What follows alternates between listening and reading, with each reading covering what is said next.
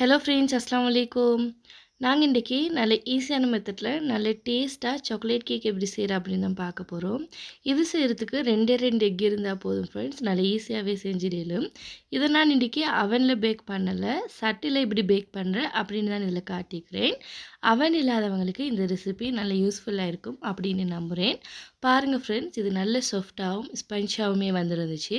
இந்த க்ரீமுமே உங்களுக்கு செய்கிறது நல்ல ஈஸி தான். வாங்க ஃப்ரெண்ட்ஸ், இப்போ இதை எப்படி செய்கிறேன்னு பார்ப்போம். நான் இன்றைக்கி டோ மிக்சரில் தான் கேக் செய்ய போகிறேன். உங்களுக்கும் ஹேண்ட் பீட்டர் வேணும்னாலும் யூஸ் பண்ணலும், அப்படி இல்லாட்டி விஸ்க் வச்சுமே உங்களுக்கு இந்த கேக் செய்யலும். ஃபஸ்ட்டுக்கு இதில் 2 எக் எட் பண்ணிட்டு 1 டீஸ்பூன் வெனிலா எசன்ஸும் 1 டீஸ்பூன் வினிகர், அதாவது வினாக்கிரி மிட் பண்ணிவிட்டு இது கூடவே 1 கப் சுகர் மிட் பண்ணி இதை நல்லா பீட் பண்ணி எடுக்கிறேன்.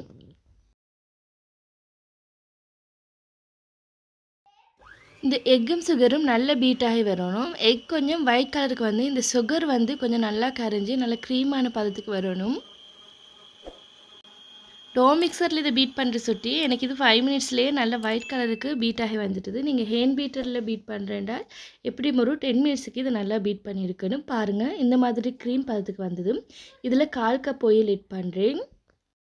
கோயிலுக்கு பதிலாக பட்டரையுமே நல்லா மெல்ட் பண்ணிட்டு அது கொஞ்சம் ஆறுனதுக்கப்புறமா 1/4 கப் பட்டர் எட் பண்ணினாலுமே நல்லா இருக்கும். நீங்கள் ஆயில் இல்லாட்டி பட்டர் எட் பண்ணதுக்கப்புறமா இதை மிச்ச நேரம் பீட் பண்ண தேவையில்லை. இந்த எக்கோடு இந்த ஆயில் நல்லா மிக்ஸ் ஆகிறதுக்கு இதை பீட் பண்ணி எடுத்ததுக்கப்புறமா அடுத்து வந்து ஸ்ட்ரெயினரில் வந்து நான் 1 கப் ஃப்ளார் எட் பண்ணுறேன், அதாவது கோதுமைமா. கொக்கோ பவுடர் 1/4 கப் எட் பண்ணுறேன். இதில் பேக்கிங் பவுடர் 1 டீஸ்பூனும் 1/4 டீஸ்பூன் பேக்கிங் சோடாவும் எட் பண்ணுறேன். நான் கொடுத்திக்கிற இந்த அளவுகளை வச்சு நீங்கள் பேக்கிங் பவுடர் தான் பேக்கிங் சோடா தான் எட் பண்ணுங்கள்.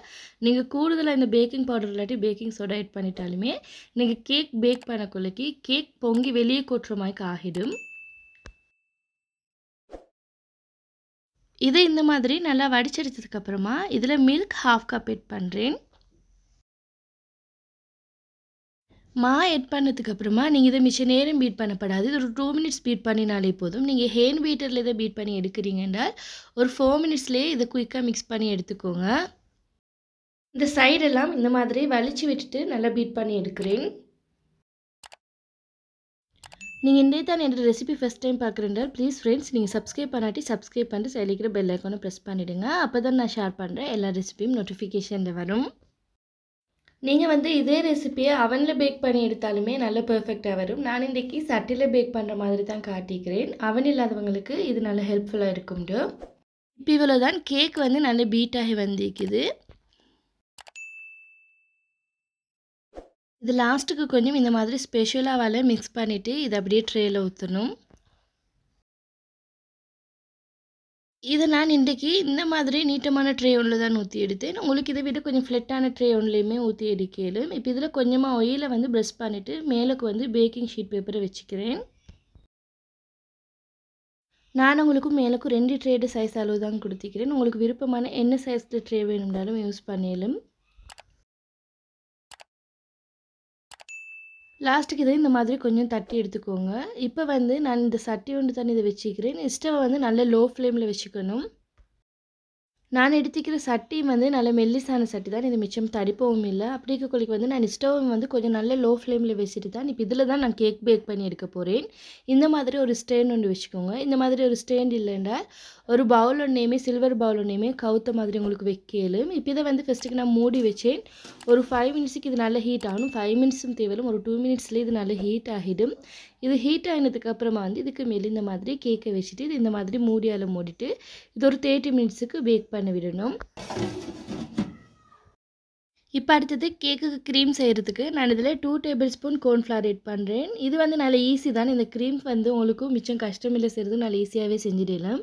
இது கூடவே 1/4 கப் வந்து கொக்கோ பவுடரும் 1/2 கப் சுகரும் ஆட் பண்ணிவிட்டு 1 கப் மில்கை வந்து ஃபஸ்ட்டு கொஞ்சமாக ஆட் பண்ணிட்டு இதை நல்லா கரைச்சி விடுறேன். இந்த கொக்கோ பவுடர் கோர்ன்ஃப்ளவர் எல்லாம் கட்டி இல்லாமல் இது கொஞ்சம் நல்லா கரைப்பட்டதுக்கப்புறமா மறுபடியும் மற்ற மில்கை கொஞ்சம் கொஞ்சமாக ஆட் பண்ணி இதை நல்லா கரைச்சி விடுறேன்.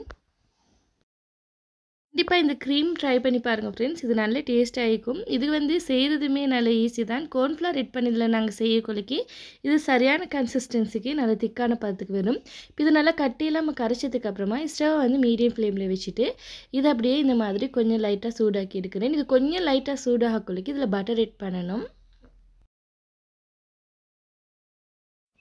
பட்டர் 2 டேபிள் ஸ்பூன் ஆட் பண்ணிட்டு இதை லைட்டாக மிக்ஸ் பண்ணிக்கிட்டே இருக்கணும். இந்த பட்டர் கொஞ்சம் நல்லா மெல்ட் ஆகி இது வந்து கொஞ்சம் திக்கான பதத்துக்கு வரும். இது ஒரு 5 மினிட்ஸ்லேயே நல்ல திக்கான பதத்துக்கு வந்துடும். இதை நீங்கள் 5 மினிட்ஸ் மட்டும் ஸ்டவ் மீடியம் ஃப்ளேமில் வச்சுட்டு இதை நல்லா மிக்ஸ் பண்ணி விட்டாலே போதும். பாருங்கள், க்ரீம் 5 மினிட்ஸ்லேயே திக்கான பதத்துக்கு வந்திருக்குது. இது உங்களுக்கு இதில் பார்க்கக்குள்ளே விளங்கும். இந்த மாதிரி ஃபோல்ட் பண்ணக்குள்ளே இது கொஞ்சம் லைட்டாக லூஸ் ஆகிக்கணும். இது லூஸ் ஆகிக்கக்குள்ளே இதை அப்படியே ஸ்டவ் ஆஃப் பண்ணிட்டு இதை அப்படியே ஃப்ரிட்ஜில் எடுத்து வைக்கிறேன். இது கூல் ஆனதுக்கப்புறமா இன்னும் கொஞ்சம் திக்காகும். இது ஒரு 30 மினிட்ஸ்க்கு மாதிரி நான் பேக் பண்ணி எடுத்துக்கிறேன். இது நல்லா பெர்ஃபெக்டாக பேக் ஆகி வந்திக்குது. பாருங்கள், இந்த மாதிரி இது நல்லா பேக் ஆகிக்குதான்னு இந்த மாதிரி டூத் பிக்கை வச்சு செக் பண்ணி பாருங்கள்.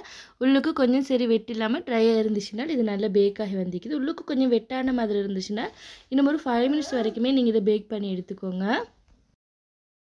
இப்போ இவ்வளோ தான் ஃப்ரெண்ட்ஸ். இந்த கேக்கும் நல்ல பேக் ஆகி நல்ல பெர்ஃபெக்டாகவே வந்துருந்துச்சு. இது நல்ல சாஃப்டாகவும் இருந்தது. நீங்களும் கண்டிப்பாக ட்ரை பண்ணி பாருங்கள். இது நல்ல டேஸ்ட்டாக வரும். பாருங்கள், இது இந்த மாதிரி ப்ரெஸ் பண்ணக்குள்ளக்கே நல்ல சாஃப்டாக வந்திக்குது. இதை வந்து யாருமே நம்ப மாட்டாங்க சட்டியில் பேக் பண்ணினேன் அப்படின்ட்டு சொன்னாலுமே. இது அவனில் பேக் பண்ணின மாதிரி தான், கொஞ்சம் சரி டிஃப்ரெண்ட் இல்லாமல் நல்ல டேஸ்ட்டாக இருக்கும். லாஸ்ட்டுக்கு வந்து இந்த க்ரீம் நல்லா கூலாகினதுக்கப்புறமா இந்த மாதிரி கேக்குக்கு மேலே வந்து நான் எட் பண்ணுறேன். இந்த க்ரீமை கேக்குக்கு மேலே நீங்கள் எட் பண்ணுறதுக்கு கேக்கை வந்து கொஞ்சம் ஃப்ரிட்ஜில் வச்சுட்டு கேக் கொஞ்சம் நல்லா கூலானதுக்கப்புறமா இந்த க்ரீமை வந்து கேக்குக்கு மேலே எட் பண்ணுங்கள். கண்டிப்பாக ஒரு தடவையாலும் இந்த கேக்கை ட்ரை பண்ணி பாருங்கள் ஃப்ரெண்ட்ஸ். இது நல்ல டேஸ்ட்டாகவே வரும். பாருங்கள், உங்களுக்கு இதை கட் பண்ணக்குள்ளே விளங்கும். இது நல்ல ஸ்பஞ்சாகவுமே இருந்தது. இவ்வளோதான் ஃப்ரெண்ட்ஸ் இந்த ரெசிபி. நீங்களும் ட்ரை பண்ணி பாருங்கள். ட்ரை பண்ணி பார்த்துட்டு எப்படி வந்தேன்னு கமெண்ட்டில் சொல்லுங்கள். இந்த ரெசிபி உங்களுக்கு பிடிச்சிருந்தேன்டால் ப்ளீஸ் ஃப்ரெண்ட்ஸ் லைக் பண்ணுங்கள், ஷேர் பண்ணுங்கள், கமெண்ட் பண்ணுங்கள். மறக்காமல் சப்ஸ்கிரைப் பண்ணிட்டு சைடில் இருக்கிற பெல் ஐக்கானை ப்ரெஸ் பண்ணிவிடுங்க. தேங்க்ஸ் ஃபார் வாட்சிங்.